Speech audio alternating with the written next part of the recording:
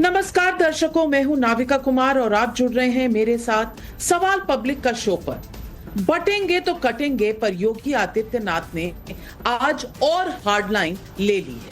आज उन्होंने कह दिया, जब भी जाति, क्षेत्र, भाषा के नाम पर बटे हैं तो निर्ममता से कटे हैं। सवाल पब्लिक का है कि क्या योगी आदित्यनाथ ने हिंदुओं को लेकर एक ऐसी लकीर खींच दी है जिसकी काट विपक्ष के पास कम से कम अब तक तो नहीं मिली। योगी आदित्यनाथ के इस संदेश के जवाब में हर दिन विपक्ष कई नए नारे लेकर आता है। अखिलेश यादव ने पहले कहा ये अंग्रेजों के वचन वंशी हैं, इसलिए इन्होंने इस तरह का नारा दिया। मल्लिकार्जुन खड़गे ने आरोप लगाया, बांटने वाले भी तुम हो, काटने वाले भी तुम हो। सवाल पब्लिक का आज उठता है कि महाराष्ट्र और यूपी में बटेंगे तो कटेंगे पर ही चुनाव का सारा तनाव आ गया है। क्या बटेंगे तो कटेंगे का संदेश हिंदुओं के बीच पूरी तरह पहुंच गया है, इसलिए विपक्ष डर रहा है? क्या बटेंगे तो कटेंगे का संदेश मौजूदा चुनावों से भी आगे का असर रखता है, इसलिए इसे अंग्रेजों के साथ जोड़ने की कोशिश हो रही है? नहीं भूलना चाहिए कि भारत में हिंदू शोभा यात्राओं पर हमले होते रहे। कनाडा से लेकर बांग्लादेश तक हिंदू डराए जा रहे हैं। इन घटनाओं पर खुद को सेक्युलर कहने वाले राजनीतिक दलों की प्रतिक्रियाएं आप हम सब जानते ही हैं। हिंदुओं पर अगर रहे मौन तो फिर अंग्रेजों का वचनवंशी कौन? और क्या बटे तो निर्ममता से कटे कहकर योगी आदित्यनाथ हिंदुओं के लिए और मजबूती से आ डटे हैं? सवाल पब्लिक का आज यही है।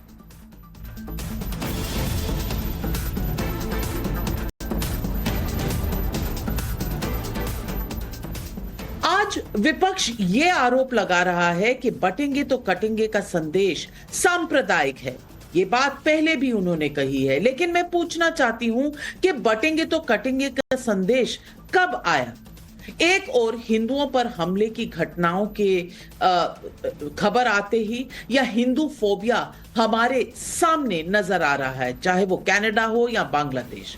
तो दूसरी ओर पिछले 1.5-2 साल से क्या विपक्ष हिंदुओं को नहीं बांट रहा था?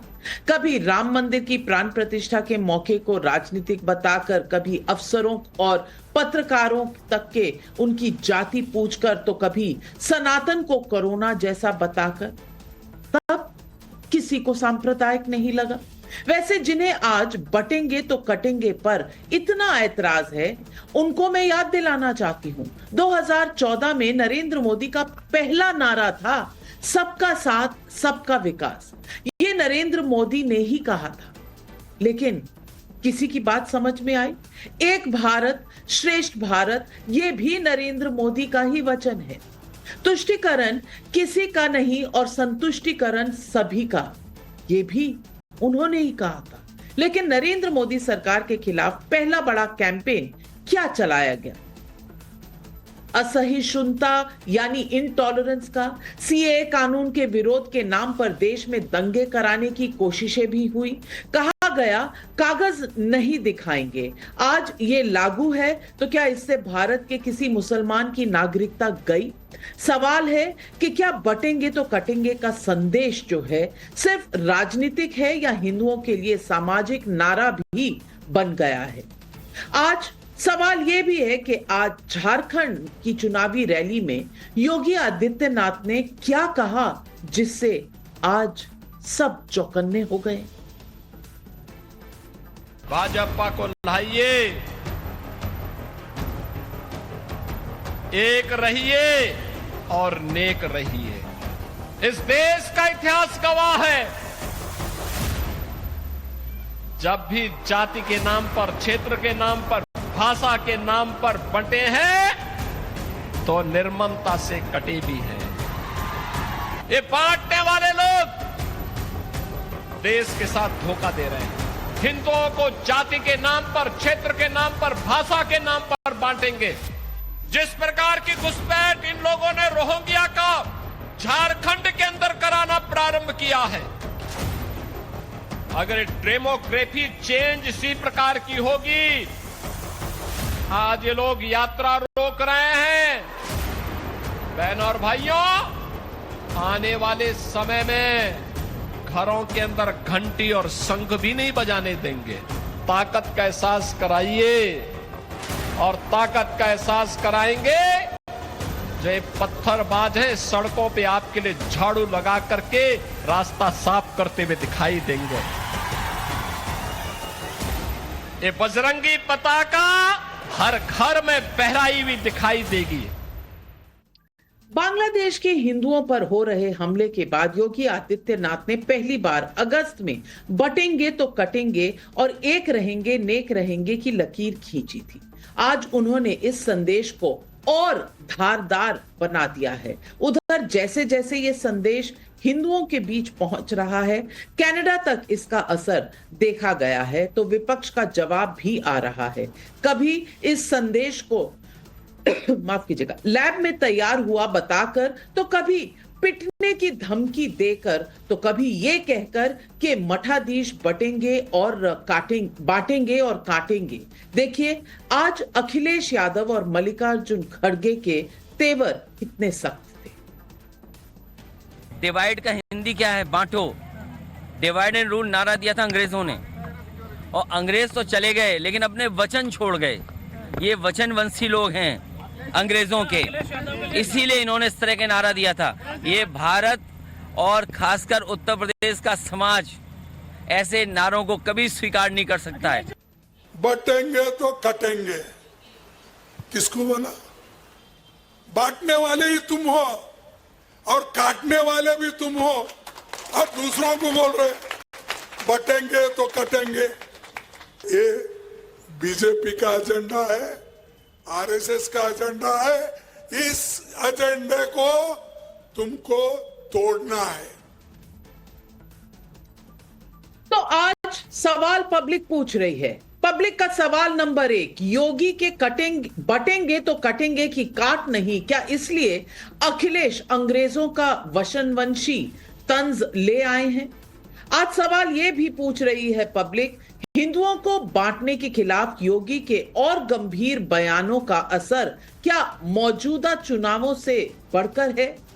ना मोदी का सबका साथ पसंद, ना योगी का बटेंगे तो कटेंगे, आखिर बांटने की राजनीति है किसकी? यही सवाल आज पब्लिक पूछ रही है। और इन सवालों के जवाब देने के लिए आज हमारे साथ जुड़ रहे हैं कमलाकर त्रिपाठी, नेता हैं कांग्रेस पार्टी के, डॉक्टर अजीज खान, प्रवक्ता हैं समाजवादी पार्टी के, विवेक श्रीवास्तव जी राजनीतिक विश्लेषक है, करण वर्मा भी राजनीतिक विश्लेषक हैं। लेकिन मेरा पहला सवाल सिद्धार्थ यादव, राष्ट्रीय प्रवक्ता बीजेपी के, उनसे जाता है। और सिद्धार्थ यादव जी, बटेंगे तो कटेंगे सांप्रदायिक नारा है और आज योगी आदित्यनाथ इसे एक कदम और आगे लेकर गए। आप पर आरोप है कि ये अंग्रेजों के वचनवंशी कर रहे हैं और जो बांट रहे हैं वो ही काट रहे हैं। ये सब आरोप बीजेपी पर लगाए जा रहे हैं। आपका क्या जवाब है? देखिए नाविका जी, मुझे लगता है कि जिनको अंग्रेजों से ज्यादा प्रेम है, शायद उनको अंग्रेजी में इस भाषा को समझना होगा, तभी उनको बात समझ में आएगी। ये भाषा हिंदी की भी दिक्कत हो सकती है। बटेंगे तो कटेंगे का इंग्लिश में ट्रांसलेशन क्या हुआ? United we stand, divided we fall. ये सभी स्कूलों में पढ़ाया जाता है, हम सब जानते हैं, बहुत विश्वविख्यात एक लाइन है, तब तो इनको कोई दिक्कत नहीं होती। पर हिंदी में कह दिया गया बटेंगे तो कटेंगे, तो इनको बड़ी दिक्कत हो गई। हो सकता है इनको इंग्लिश में भी दिक्कत हो। इटालियन किसी को समझ आती हो तो इटालियन में कहते हैं यूनिटी रेस्टियामो डिविसी कादियामो, हो सकता है तब इनको समझ में आ जाए। ये जब इतिहास गवाह हो कि कोई भी समाज जिसको अलग अलग भेद के आधार पर बांटकर उसके ऊपर अत्याचार किए गए हों, उस समाज को ना बंटते हुए, अपने अत्याचारों को दूर रखते हुए, एकता का प्रदर्शन करते हुए विकास की बात करनी चाहिए। इस बात में इनको सबको क्यों इतना दर्द है? क्या दिक्कत होती है? और क्या इतिहास गवाह नहीं है नविका जी? क्या 1905 में बंगाल का पार्टीशन गवाह नहीं था? क्या फिर भारत का पार्टीशन गवाह नहीं था? या फिर 1983 में श्रीलंका में जो तमिल्स के साथ हुआ वो गवाह नहीं था? 84 में जो सिखों के साथ हुआ वो गवाह नहीं था, 1990 में कश्मीरी पंडितों के साथ हुआ वो गवाह नहीं था। हम आजादी से पहले भी आजादी के बाद भी बार बार ताकतें आई जो भारत के समाज को जाति के नाम पर, धर्म के नाम पर, भाषा के नाम पर, क्षेत्र के नाम पर वो बांटती रही। तब इन लोगों को बहुत आनंद आता था क्योंकि उन बांटने वालों के लिए तालियां बजा बजा कर अपनी राजनीतिक रोटी सेकने का कोई ना कोई अरिथमेटिक ये पार्टियां ले आती थी। अब जब बांटने की बात दूर हो गई, एकजुटता की बात आ गई, तो इनकी सबकी दुकानें बंद होने वाली हैं। दिक्कत उस बात की है नाविका जी, अगर ये इनको अपनी दुकान बंद होने का डर ना होता तो मैं नहीं मानता कि इनको कोई इससे दिक्कत होती, पर दिक्कत तो राजनीतिक है, इसलिए ऐसे बयान आ रहे हैं। कमलाकर त्रिपाठी जी, क्या दिक्कत है? सबका साथ सबका विकास ये भी नहीं आपको पसंद आता, एक भारत श्रेष्ठ भारत ये भी नहीं पसंद आता, बटेंगे तो कटेंगे ये भी पसंद नहीं आता। आपकी पसंद है क्या?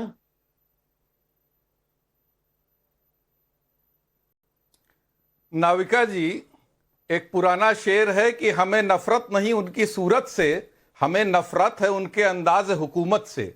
जो वो कर रहे हैं, बबूल के पेड़ से मैं आम की आशा नहीं रखता हूं। उन्होंने जो अपनी मातृ संस्था आरएसएस से लेकर के अब तक सीखा है वही कर रहे हैं। यही फर्क है गोडसे के अनुयायियों और गांधी के अनुयायियों में। ये हमेशा से इन्होंने ब्रिटिश पीरियड में भी 1939 हेगड़ेवार resolution, we are to support British colonies, we don't have to fight Britishers, we have to fight Muslims and Dalits, ये इनकी एजेंडा रही है और आज भी ये यही कर रहे हैं। अंग्रेज चले गए लेकिन ये अंग्रेजों की ही पॉलिसी डिवाइड एंड रूल करना चाहते हैं और जब इनके पास और कोई चीज बचती नहीं, इनके पास दिखाने के लिए कोई अचीवमेंट नहीं है, बेरोजगारी अपने उच्चतम शिखर पर है, महंगाई अपने उच्चतम शिखर पर है, तो ये इस तरह की चीजों का सहारा लेते हैं। और इसीलिए इंडिया गठबंधन और कांग्रेस हमेशा पूरे समाज को एकीकृत करके चलने की बात करती है। और हम भी कहते हैं बटो मत, बट गए थे तो 400 रुपए का सिलेंडर 1200 रुपए में मिल रहा था, और नहीं बटे थे तो किसान कानून जो ड्रैकोनियन लॉज थे वो वापस हुए, जो लैंड लॉज थे वो वापस हुए। तो जब आप इस देश की जो आम जनता है, हमारा उन सभी वर्गों, सभी संप्रदायों, सभी धर्मों से अपील है, आप इनकी विभाजनकारी नीतियों के खिलाफ, विनाशकारी नीतियों के खिलाफ एकजुट रहें और माननीय योगी जी से और मोदी जी से, कमलाकर त्रिपाठी जी, सड़कों पर लोगों से जाति पूछना, ये तो जोड़ने की राजनीति है। अजीज खान साहब मैं आपसे पूछना चाहती हूँ, कुछ लोग हैं ना इंडिया अलायंस में जिन्होंने कहा था सनातन कोड है, सनातन एड्स है, सनातन कोविड है, कहा था ना, किसी ने कोई चूं की? ये सांप्रदायिक नहीं था क्या? मैं ये भी पूछना चाहती हूं आपसे कि आप ही के अलायंस में कहा गया था ना, कांग्रेस पार्टी के बड़े एमपी रह चुके नेता हैं, उन्होंने कहा था ना कि दक्षिण भारत को एक अलग राष्ट्र बन जाना चाहिए। ये देश की एकता के बारे में था या ये बंटने वाली मानसिकता थी? जो सड़कों पर जातियां पूछी जाती हैं, ये कौन सी मानसिकता है? मैं पूछना चाहती हूं आपसे सीधे तौर पर कि कभी जातियों में बांट दो, कभी धर्मों में बांट दो, कभी MY कर लो और अपना चुनावी नारा कर लो, और कभी PDA कर लो, अपना चुनावी नारा कर लो। आप करें तो सब ठीक, कोई और करे तो दिक्कत है।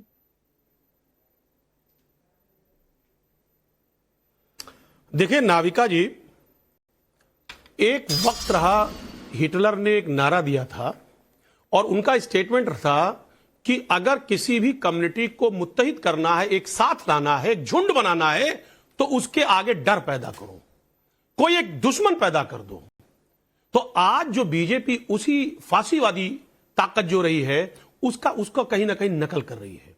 आज एक कम्युनिटी को यूनाइट करने के लिए मुसलमानों को टारगेट कर रही है, उससे डराने की कोशिश कर रही है। ये अपने अचीवमेंट को नहीं बता रही कि साहब मुसलमान से डरिए, वो आपके मंगलसूत्र को चुरा लेंगे, आपके भैंस को चोरी कर लेंगे, और तमाम पता नहीं क्या क्या अजीबोगरीब इस तरीके के आरोप लगाए जा रहे हैं। मैं एक बात आपको बता दूं कि जो 3 सीटों से 325 का सफर बीजेपी का रहा है, वो इसी का ग्राउंड यही रहा। उसका ग्राउंड यही था कि सिर्फ नफरत की राजनीति करो, भाई को भाई से जुदा कर दो, पड़ोसी को पड़ोसी से जुदा कर दो। अब बटो और कटो की बात कर रहा हूं, यही लखनऊ है।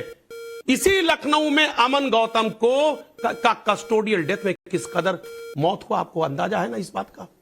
मोहित पांडे को किस तरह पुलिस ने कस्टडी में लेकर के कहीं ना कहीं एक बड़े लेवल पर मौत हो गई। वो तो मुसलमान नहीं थे ना, वो मुत्तहिद थे ना, यूनाइट थे ना। तमाम घटनाएं लगातार उत्तर प्रदेश में हो रही हैं। मैं कहना चाह रहा हूं कि इस तरीके की नफरत की बात करके आप क्या साबित करना चाहते हैं।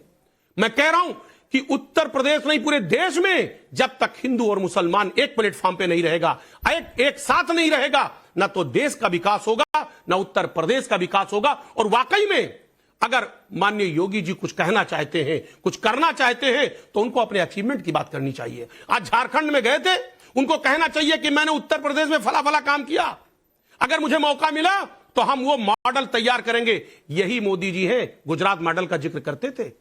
आखिर उत्तर प्रदेश मॉडल का जिक्र क्यों नहीं कर रहे हैं आप? क्योंकि उत्तर प्रदेश में बताने के लिए आपके पास कुछ है ही नहीं।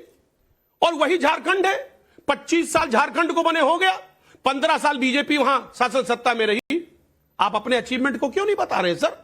आप 10 साल की बात कर रहे हैं, तमाम बातें कर रहे हैं, आप ये नहीं कह रहे 15 साल में मैंने ये काम किया, उस बात को नहीं रख रहे। आप तमाम तरीके के नारे जो आपसी मतभेद को पैदा कर रहे हैं, उन नारों को दे करके देश में विभेद पैदा कर रहे हैं। और समाजवादी पार्टी ये होने नहीं देगी, क्योंकि हमेशा समाजवादी पार्टी का नारा रहा है और रहेगा कि ना हम बटे हैं ना बटेंगे। 2027 में इन नफरत पैदा करने वाले लोगों को हटाएंगे। और यही नारा हमारे नेता ने दिया है, क्योंकि जो नफरती लोग हैं वो जिस तरह से जहर घोल रहे हैं समाज में, उनको कहीं ना कहीं उनको सबक सिखाएगी देश की जनता और प्रदेश की जनता। एक बात नामिका जी, दूसरी अजीज खान साहब, मैंने बड़ी इंतजार की 3-4 मिनट का आपको समय दिया। मैंने सोचा आप कुछ कहेंगे कि आपके इंडिया अलायंस वाले सनातन को कोड क्यों कहते हैं, एड्स कोविड क्यों कहते हैं। कोई जवाब नहीं आया। मैंने इसका भी इंतजार किया कि आपने इतने लोगों को याद किया तो राम गोपाल मिश्र को भी याद कर लेंगे। नहीं किया आपने। आपकी बातों में मतभेद और बांटने वाली राजनीति नहीं नजर आ रही आज देश को। सिद्धार्थ यादव भूल गए मासूम है या ये भी एजेंडा है? देखिए नाविका जी, इनकी मासूमियत तो इनके चेहरे से झलकती है, कितने मासूम है तो दिख रहा है। पर मैं एक बात आपके सामने रख दूं। अभी कह रहे थे, मैं अजीज खान मैं अपनी बात पूरी कर दूं फिर आप कह लीजिएगा। अभी ये कह रहे थे ना, इनके आपकी बात का तो एक जवाब नहीं दिया। इस देश के अंदर जहां पर सबसे ज्यादा दुनिया में हिंदू रहता हो, वहां पर मुख्यमंत्री का बेटा ये कह दे कि ये डेंगू है, मलेरिया है, एड्स है, एक शब्द नहीं निकले। ये कौन से संविधान में लिखा हुआ है? ये कौन सा सेक्युलर स्टेटमेंट है जिसके समर्थन में आप लोग खड़े हैं? ये कम्युनल नहीं है, पर उस पर ये नहीं बोलेंगे। अब ये बोल क्या रहे थे? उनने कहा कि हिटलर कहता था कि एक समुदाय को डराओ, दुश्मन पैदा करो और फिर राजनीति करो। डराता कौन है इस देश के अंदर? सीए के नाम पर झूठा किसने डराया? वक्फ के नाम पर झूठा किसने डराया? रिजर्वेशन के नाम पर झूठा किसने डराया? कौन थे वो लोग जो कहा करते थे कि जब भाजपा सत्ता में आ जाएगी तो मुसलमानों को देश से बाहर भगा दिया जाएगा? 10 साल हो गए। हम तो सबका साथ सबका विकास वाले थे। हमने तो कहा justice for all, appeasement of none. आपको नहीं दिखा। हमने तो कहा कि सबको साथ लेके चलेंगे, सबके घर में बिजली देंगे, इस देश का विकास करेंगे। हमने महाराष्ट्र में भी कहा कि अगर कोई महाराष्ट्र को 1.5 ट्रिलियन की इकॉनमी बनाएगा तो भारतीय जनता पार्टी की हमारी सरकार बनाएगी। आपको नहीं दिखा। आपको दिखता कुछ और है, क्योंकि आपकी राजनीति उस चीज पर टिकी हुई है, डर की, भय की, अपीजमेंट की, तुष्टीकरण की राजनीति। अब इनके दिन लद चुके हैं। देश की जनता जान चुकी है। अब देश की जनता को आप मूर्ख समझते हैं, तभी तो आपको लगता है कि आपके नेता आएंगे और कह देंगे अरे ये तो बेकार का मंदिर है। किसने कहा था? ये आप ही के तो नेता ने कहा था। इस देश में 500 साल बाद इस देश के आराध्य का मंदिर बने और आपका नेता आके कह दे अरे बेकार का मंदिर बना है। वो कम्युनल नहीं हुआ, वो तो बहुत अच्छा है, संविधान अनुरूपी है। पर अगर कह दिया जाएगा कि इनके भेदों में मत बढ़िए तो कम्युनल हो गया। सड़क पे खड़े होकर कह रहे हैं अरे पत्रकार तुम्हारी जाति क्या है? आपको पूछा जाएगा सैनिक तेरी जाति क्या है? मीडिया हाउस तेरी जाति क्या है? जज देश का जज तेरी जाति क्या है। वो तो बहुत जोड़ने वाला बयान था। वाह भाई वाह अजीज खान साहब, इतने जोड़ने वाले बयानों से देश को आप कहां तक अजीज खान साहब, काउंटर, देश को कहां तक लेके गए, लोगों ने देखा, तभी आपको बाहर का रास्ता दिखाया। देखिए नाविका जी, सिद्धार्थ भाई ने सारी बातें कही और क्या कह गए कि रिजर्वेशन के लिए डरा रहे थे। सच्चाई तो यही है ना, आपने ओबीसी के रिजर्वेशन को तो खा लिया ना। सच यह है कि 69,000 शिक्षकों की भर्ती हुई, उसमें कितना रिजर्वेशन दिया, किस कदर रिजर्वेशन खा लिया ओबीसी समाज का, एससी समाज का, तमाम जगहों पर। तो आप डराने की बात क्या है। सच्चाई यही है कि आप नहीं चाहते कि जो गरीब दलित कुचला समाज है, जो पीड़ित वंचित समाज है, उसको उसका हक मिले। आप कह रहे जातियों में बांट रहे हैं, क्या आप जातीय जनगणना के खिलाफ क्यों हैं? क्यों नहीं चाहते कि जो ओबीसी समाज है उसकी जितनी संख्या है उसको उसका हक मिले? क्यों नहीं चाहते जो दलित समाज है उसको उसका हक मिले? आप हक देना नहीं चाहते, सिर्फ आप कह रहे डरा रहे हैं। बहुत अच्छी बात कही। मुझे बताइए, जामिया और एएमयू में कौन खा गया रिजर्वेशन?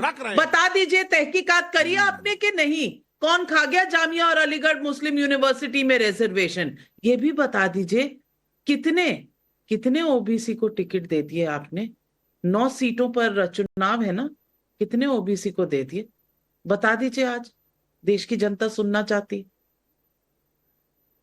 आप बता दे रहे, आप नोट कर लो, नोट कर लीजिए। हमारे पास 9 में आपको पता होना चाहिए, हमने पीडीए को प्रियॉरिटी दी है, पीडीए को प्रियॉरिटी दी है। 4 नाविका जी, 4 आपने माइनॉरिटीज को 4 सीटें दी है और पीडीए को प्रायोरिटी हो गई। करण वर्मा जी, अरे सुनिए ना, माइनॉरिटी की बात, माइनॉरिटी को सीट दी गई, सुनिए, पीडीए को प्रायोरिटी दे दी। करण वर्मा जी, कथनी और करनी में कितना फर्क है? सुनिए ना, पहले आपके पास आ रही हूँ। ऐसे नहीं। अब मुझे बोलने दीजिए प्लीज। मैं पूछना चाहती हूँ, आप तब से बोल रहे हैं, मुझे बोलने दीजिए जरा प्लीज। टिकट दिया गया है, हम पीडीए को प्रियॉरिटी दे रहे हैं, पीडीए को। अरे भाई बात करने नहीं, नाविका जी, ये जो अभी ज्ञान दे रहे हैं सामाजिक न्याय का, इनसे जरा पूछिएगा। 2012 में यही समाजवादी पार्टी थी जिसने दलितों का जॉब प्रमोशन में उनको डिमोट करके वापस नीचे लेकर आए। ये दुष्कर्म जिस पार्टी ने किया हो 2012 में, मायावती जी के टाइम पे जॉब प्रमोशन को रिवर्स किया हो, वो आज ज्ञान देगा पीडीए का। अरे आपने तो वो दुष्कर्म किया जो किसी पार्टी ने नहीं किया दलितों के साथ। खैर, उसको रहने देते हैं। नाविका जी, ये जब बात करते हैं कि अरे बटेंगे तो कटेंगे, अरे जो लोग नसरल्ला से लेके जय फिलिस्तीन से लेके सब तक उम्मा के नाम पर एकता देखते हैं, उन्हें अपना मानते हैं, उन्हें दिक्कत है बटेंगे तो कटेंगे नारे से, जहां एकता की पुकार हो। वही प्रियंका वाड्रा जो गाजा में आंसू बहाती हैं, ट्वीट करती हैं, वो बांग्लादेशी हिंदुओं के लिए कुछ नहीं लिखती हैं। कनाडा में जब हिंदुओं के साथ कुछ होता है तब कुछ नहीं लिखती हैं। ये दिखाता है इनका दोहरा मापदंड। तो अगर सब वर्ग कह रहे हैं कि हम सनातन समाप्ति, कांग्रेस पार्टी आज किनके साथ अलायंस में, जिन्होंने खुले में सनातन समाप्ति की बात करी। एक वर्ग की आप समाप्ति की बात करें, और अगर एक व्यक्ति ये कहे कि भाई एक रहेंगे तो नेक रहेंगे, तो उससे आपको दिक्कत है। यह दिखाता है आपका दोहरा मापदंड। आज ये बात सच है, जहां जहां बटे हैं वहां कटे हैं। क्या बोला था जोगेंद्र नाथ मंडल ने? जोगेंद्र नाथ मंडल जो पाकिस्तान चले गए थे जय भीम सुनकर, क्या हुआ था उनके साथ? उन्होंने लिखा किस तरह से निर्मम हत्याएं हुई थी दलितों की। तो जब हिंदू या कोई भी, और वैसे तो प्रधानमंत्री और योगी आदित्यनाथ ने कहीं हिंदू भी नहीं कहा, उन्होंने तो भारत के लिए एक संदेश दिया, उससे इनको दिक्कत है। पीडीए के नाम पर आप मुसलमान को तो जोड़ना चाहते हैं, हिंदू को जाति में बांटना चाहते हैं, वहां आपको सब ठीक लगता है। वहां पर आप चाहते हैं कि बहुत बढ़िया आगे चले आपकी दुकान। जो लोग वोट जिहाद की बात करते हैं, यही समाजवादी पार्टी की प्रत्याशी थी मोना आलम, जिसने खुले में फर्रुखाबाद में वोट जिहाद की बात करी थी। वो ठीक है, वो सेक्युलरिज्म और सोशल जस्टिस का सुंदर संगीत हो जाता है, और यहां पे जब एकता की बात हो तो उससे आपको दिक्कत हो जाती है। आज जनता समझ चुकी है कि इन लोग का काम सिर्फ बांटने का है, चाहे वो समाजवादी पार्टी हो, चाहे वो कांग्रेस पार्टी हो। सवाल विवेक श्रीवास्तव जी आपसे है। मुझे सिर्फ इतना बता दीजिए कि अगर देश में एकता होगी तो इससे किसको तकलीफ है? अगर विपक्ष को तकलीफ है बटेंगे तो कटेंगे से, तो किस बात पर तकलीफ है? अगर आपको ये सांप्रदायिक लगता है तो क्या उदयनिधि स्टालिन के कमेंट्स वो सांप्रदायिक नहीं लगे थे? कि हिंदुओं के बारे में कुछ भी बोला जाए तो वो सही हो जाता है। लेकिन सवाल लोग ये भी तो पूछ रहे हैं कि एक समय में जब हम अलग अलग थे तो राम काल्पनिक हो गए थे, अब जब साथ हुए तो राम मंदिर 500 साल बाद बन गया, चाहे प्राण प्रतिष्ठा पर कोई नहीं आया, कई लोगों को मिला इनविटेशन तब भी नहीं गए। दिक्कत जी। क्या है? ये सब सांप्रदायिक नहीं है? नहीं, ये पॉलिटिकल है। ये जो कुछ भी भारतीय जनता पार्टी, ये राम मंदिर का एजेंडा, ये पॉलिटिकल एजेंडाज हैं। हम नहीं कर राम और मंदिर की प्राण उदयनिधि प्रतिष्ठा स्टालिन में। का एजेंडा? हम हाँ, उदयनिधि स्टालिन का एजेंडा ठीक है। उदयनिधि स्टालिन ने अपने राज्य के में जो द्रविड़ों के खिलाफ जो अत्याचार हुआ, उस परिप्रेक्ष्य में कमेंट किया था। अब दलितों के खिलाफ अत्याचार, द्रविड़ों के खिलाफ अत्याचार, बैकवर्डों के खिलाफ अत्याचार नहीं दिखता। उनका अपना एक असेसमेंट है वहां के लोगों का सनातन के प्रति। वो ब्राह्मणिकल सोच के खिलाफ है। नहीं, डेंगू मलेरिया सनातन धर्म को बता देना, वो ठीक है। नहीं, मैंने तो साफ कहा था कि भाई उन्होंने जो कहा वो उनकी भावना अलग थी। वो सनातन के खिलाफ कम, और ब्राह्मणवादी सोच के खिलाफ ज्यादा बोल रहे थे, जो पेरियर की सोच है। और पेरियर की सोच को भावना क्या है वो बताइए ना विवेक श्रीवास्तव जी। हम पेरियर की सोच को सही मानते हैं। द्रविड़ों के खिलाफ जो अत्याचार सवर्णों ने किया है, उसके खिलाफ जरूर कदम उठाने चाहिए, और जो रिजर्वेशन पॉलिसी है आगे चलनी चाहिए, कास्ट सेंसस होनी चाहिए। और एक किताब लिखी हमारे मुख्यमंत्री ने, बटोगे तो कटोगे, उसका प्रेफेस लिखा कृष्ण वर्मा ने। ये नहीं बोला है मुझसे कि पेरियर की सोच है उसके खिलाफ हम ऐसा बोलेंगे। नहीं, सुनिए, आपका एजेंडा क्या है? आप ये नहीं कह रहे हैं कि देश में सब एक हो, आप ये नहीं कह रहे हैं हिंदू मुसलमान एक हो, आप ये नहीं कह रहे हैं सारे भारतीय एक हो, आप कह रहे हैं हिंदू एक हो जाओ क्योंकि तुम खतरे में हो, मुसलमान से तुम्हें खतरा है, एंड हिट बैक। और अगर तुम ये इमेज बनाओगे तो इंटरनेशनली हमारी कम्युनिटी को इतना बुरा नाम मिल रहा है इस वक्त, चाहे कनाडा हो, लंदन हो, अमेरिका हो। हमारी इज्जत थी हिंदू समाज की, लोग कहते थे शांतिप्रिय समुदाय है, और आज हर जगह पत्थरबाजी हमारे खिलाफ हो रही है। और इसके लिए रिस्पॉन्सिबल भारतीय जनता पार्टी और संघ परिवार है, जिसने हिंदुओं को एक बुरा नाम किया है। You have given a bad name to सबका Hindu. साथ, सबका विकास कहें तो आपको लगता है ये बांटने की राजनीति है। तुष्टीकरण किसी का नहीं, संतुष्टीकरण किसी सबका, ये कहा जाए तो आपको बांटने की राजनीति रखती है। लेकिन सनातन धर्म को नष्ट होना चाहिए, ये कॉन्स्टिट्यूशनल है, ये संविधान के हिसाब से चलना हुआ। ये इसके परिपेक्ष ढूंढे जाएंगे, इसके परिपेक्ष ढूंढे जाएंगे, इसका कॉन्टेक्स्ट ढूंढा जाएगा। जबकि कॉन्टेक्स्ट ये था कि सनातन को खत्म कर दो, ब्राह्मणिकल सोच को खत्म कर दो नहीं कहा गया था, सनातन को खत्म कर दो ये कहा गया था। लेकिन ये इनके लिए सांप्रदायिक नहीं है। सिद्धार्थ यादव, क्या बताएं, क्या कहें अब इनको? नहीं, ये जातिवाद को जस्टिफाई करें तो करें, हम तो खिलाफ हैं देखिए जातिवाद के। नविका जी, इनको तो जितना कहा जाए उतना कम है, क्योंकि ये लोग बड़े शातिर किस्म के लोग हैं। इन्होंने तो कह ही दिया बैठ करके, इनने कह दिया, बिल्कुल ठीक बोला। अरे इतना ज्ञान दे रहे थे कि उसकी विचारधारा थी, पेरियार के खिलाफ बोलना था, मुंह दही जमा लिया था क्या? कह नहीं पाए ये बात, तब तो एक लाइन में बोला है, ये सनातन धर्म डेंगू मलेरिया है, इसको खत्म करना है, एड्स है, एड्स जैसी बीमारी है। और कौन सी कॉन्फ्रेंस में कहा था? इरेडिकेटिंग सनातन धर्म, ये कॉन्फ्रेंस का नाम था। आप देश की जनता को मूर्ख मानते हैं, राजनीतिक रोटियां सेकने के लिए लोगों को अपील करते हैं, और फिर यहां खड़े होकर के बोलते हैं। और नविका जी, मैं तो एक बात पूछता हूं इनसे, ये बातें तो इनको बहुत अच्छी लगती हैं, इंटरनेशनल इमेज की इनको चिंता हुई। अभी सुनील रावत जो महाराष्ट्र में संजय राउत के छोटे भाई हैं, वो वहां खड़े होकर के कह रहे हैं, अरे मेरे सामने तो कोई बड़ा आदमी आना था, बकरा आना था, बकरी भेज दिए, 20 तारीख को बकरी को काटेंगे। इंटरनेशनल इमेज बहुत अच्छी हो गई, बहुत बढ़िया बात हुई। किसको काटेंगे? ये कौन सी बात हुई जब कहा के अबू आजमी खड़े होकर के कहते हैं कि अभी तो हमारा एक एमएलए है। जिस दिन हमारे 6 से 7 एमएलए हो गए, उस दिन कोई किसी ने मां का दूध नहीं पिया जो हमारे सामने खड़ा हो जाएगा। तब बहुत अच्छी इमेज होती थी, 15 मिनट के लिए पुलिस हटा दो, सबको साफ कर देंगे, तब बहुत अच्छी इमेज होती थी। लखनऊ में खड़े होकर के जब इन नेता खड़े होकर पूर्व मुख्यमंत्री कहते हैं कि मैंने 14 हिंदू मरवा दिए थे, तब बहुत अच्छी इमेज होती थी। जब दंगे हुआ करते थे और मात्र एक समुदाय को, कोर्ट से उसका ऑर्डर उल्टा हुआ था, एक समुदाय को, मुस्लिम समुदाय को मात्र दंगों का मुआवजा सरकार देती थी, तब बहुत अच्छी इमेज होती थी। आप तुष्टीकरण बोलिए ना, आपको मुसलमानों से समस्या है, आप बोलिए। बहुत अच्छी इमेज है। और आज कनाडा में हिंदुओं पर हमला हो रहा है तो उसको कह रहे हैं भाजपा दोषी है।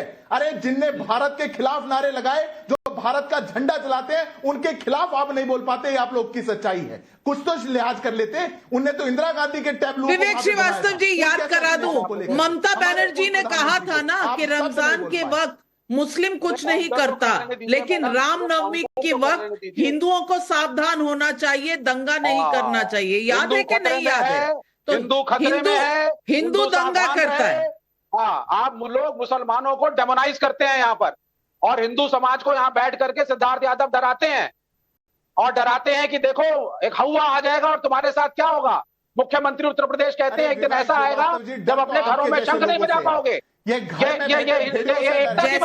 जैसे आपने सीए के बाद एंटी सीए प्रोटेस्ट करवाए थे और मुसलमानों को डराया था कि आपकी नागरिकता छिन जाएगी, वैसे ही उसी डर की बात कर रहे हैं। वो बिल गलत था, उसमें मुसलमानों को भी इंक्लूड करिए आप। शिया अहमदिया जो माइनॉरिटीज परसिक्यूटेड है, माइनॉरिटीज की अगर बात हो रही है नेबरिंग हाँ। देशों में, तो वहां मुसलमान माइनॉरिटी कहाँ है बता दीजिए। नहीं भाई, अफगानिस्तान तो में है या मुखालिफ मुसलमान पाकिस्तान है। में है या बांग्लादेश में है, कहां पर मुसलमान माइनॉरिटी में है? आपको माइनॉरिटी का डेफिनेशन आता है या फिर डिक्शनरी दिखवाऊं? अब आप चैरिटी इस देश में धर्म देख के होती है। अब खाना खिलाना हो लंगर में तो बोला जाता है जय श्री राम बोलो, तब लंगर में खाना मिलेगा तुम्हें। भाई ये साहब, देश डॉक्टर मनमोहन सिंह और पुराने पार्लियामेंट्री डिबेट्स उठाकर देख लीजिए। सीए का शब्द जो है वो कौन लाया था, कैसे लाया था और किस विचार से लाया था, शायद देश का इतिहास आपको याद नहीं। लेकिन आज पब्लिक पूछ रही है सवाल, सांस लीजिए, लंबी सांस लीजिए। नरेश चंद्र शुक्ल का हरदोई से सवाल है, अगर हिंदुओं के एक होने के बीजेपी के नारे पर विपक्ष को ऐतराज है तो विपक्ष किसको एक करना चाहता है? अजीज खान साहब बताएं। देखिए नाविका जी, एतराज है, विपक्ष एक करना चाह रहा है देश के हिंदू और मुसलमानों को, इस देश के सभी लोगों को, हिंदू मुसलमान सिख ईसाई, जो इस देश की आत्मा है उसको इकट्ठा करना चाहता है। यही इंडिया गठबंधन का नारा है और यही विपक्ष का नारा है। यही इनको पच नहीं रहा है, वो इस आत्मा को तोड़ना चाहते हैं। वो चाहते हैं यह आत्मा जो है, जो इस देश की आत्मा है, जो हमारी धर्मनिरपेक्षता मेरी आत्मा है, उस आत्मा को नष्ट करना चाहते हैं। ये सच्चाई है, लेकिन बीजेपी को ये नहीं पच रहा, हैदराबाद क्योंकि वो चाहती है क्या एक वोट बैंक को खुश करने के लिए विपक्ष बटेंगे तो कटेंगे के नारे का विरोध कर रहा है? कमलाकर त्रिपाठी जी जवाब दीजिए। देखिए नाविका जी, एक अदम गोड़वी साहब का एक शेर कहना चाहूंगा और उसी के माध्यम से बीजेपी, योगी आदित्यनाथ, नरेंद्र मोदी और आपसे भी ये गुजारिश करना चाहूंगा कि हिंदू और मुसलमान के जज्बात को मत छेड़िए और अपनी कुर्सी के लिए एहसासात को मत छेड़िए।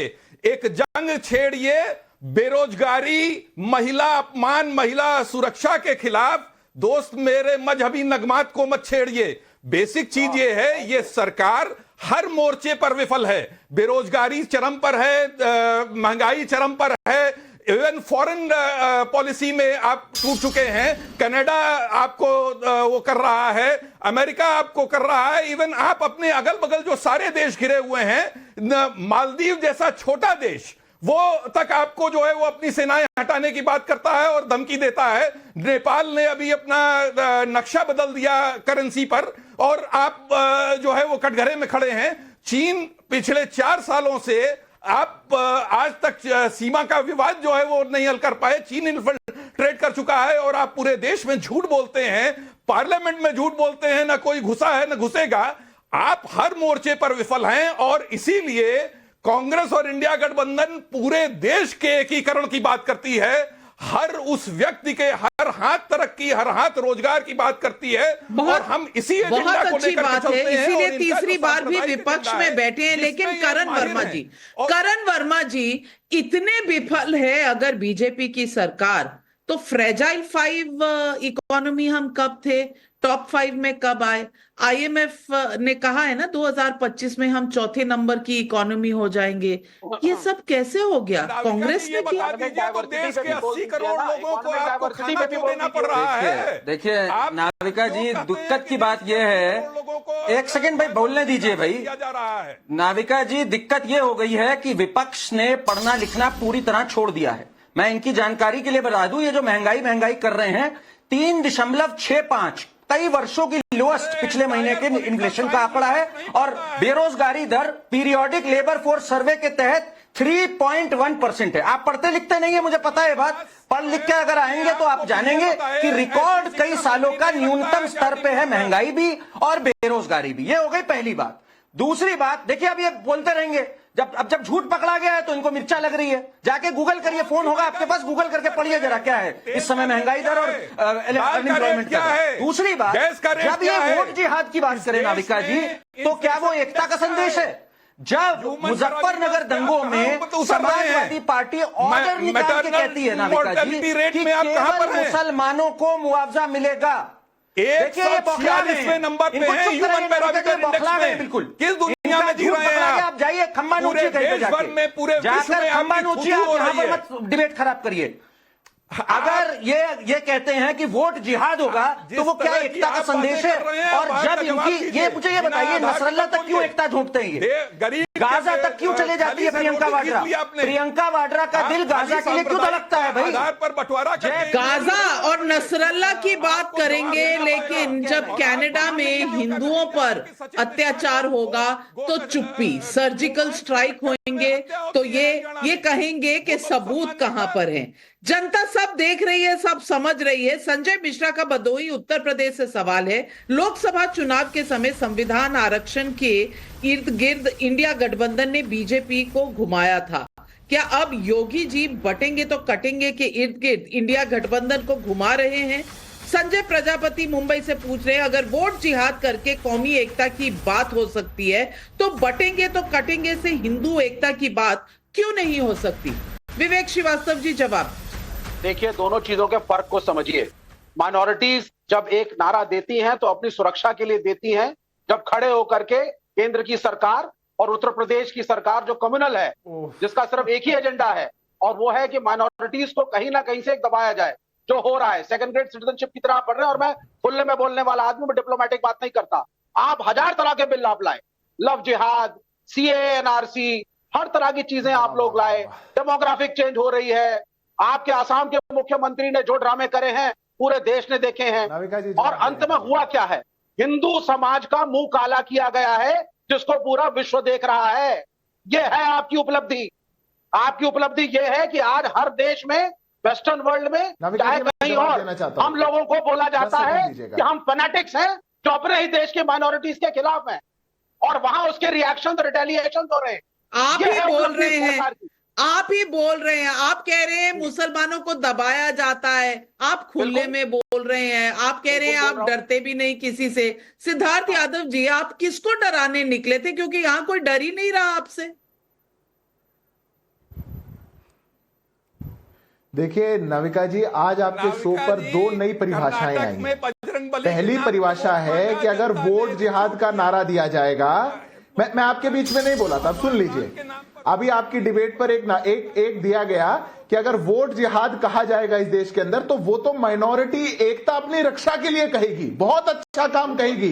वोट जिहाद करिए, क्योंकि माइनॉरिटी तो कह सकती है, क्योंकि माइनॉरिटी डरी हुई है, डराए हुआ है विवेक श्रीवास्तव जी ने, और विवेक श्रीवास्तव जी जैसे लोग डराते जाएंगे, वोट जिहाद का नारा दिया जाएगा, कहानी आगे बढ़ेगी। दूसरी बात कही गई कि जो हिंदू मुस्लिम एकता है या जो सामाजिक सौहार्द की एकता है वो मात्र तब हो सकती है जब हिंदुओं को गाली दी जाएगी। यही तो कहा आपने। आप हिंदुओं को तो कहेंगे कि रामनवमी ममता जी ने कहीं कम्युनल है, पर ईद जो है वो बड़ा सेक्युलर है, फेस्टिवल है। जब अलग अलग राज्यों में अभी रामनवमी में देश के अंदर अलग अलग यात्राओं पर वो हमले हुए, पत्थर चले, हमले नहीं हुए हैं, लोग मुसलमानों के ताली बजाते रहे, मुंह में दही जमा करके बैठे रहे, और आप लोग वहां खड़े होकर के उस पर आनंद लेते रहे, क्योंकि ये तो सामाजिक सौहार्द की बात है। ये तो आपके लिए बहुत कन्वीनियंट बात है। तो 2 नई परिभाषाएं आई है नाविका जी, और इन परिभाषाओं को देश को समझना चाहिए। ये लोग नफरत की, बिल्कुल, ये जो पब्लिक है ये सब जानती है, सब समझती है,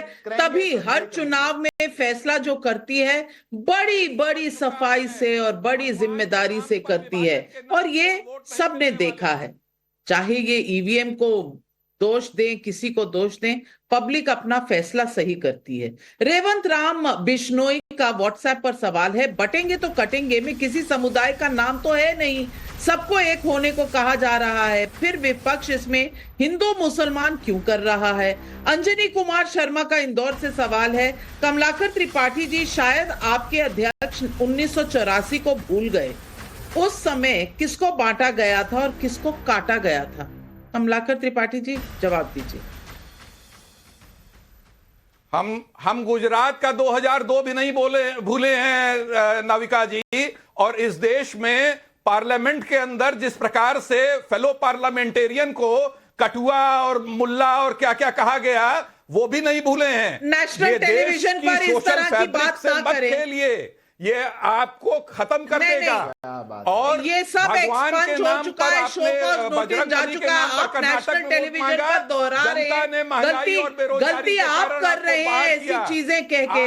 आपकी क्या मंशा है मैं नहीं जानती। 1984 से आपको कोई लेना देना नहीं है, आपको कुछ याद नहीं है। सारी दुनिया जो शुरू हुई थी वो 2002 से ही शुरू हुई थी, चाहे उसमें सुप्रीम कोर्ट का वर्डिक्ट आ गए, लेकिन वहां पर आप सवाल उठाते रहेंगे। 1984 की एक बात आपको याद नहीं रहेगी। अशरफ अली का अनूपपुर मध्य प्रदेश सवाल है, तो ये बीजेपी का सबका साथ सबका विकास का नारा बटेंगे तो कटेंगे में कैसे बदल गया?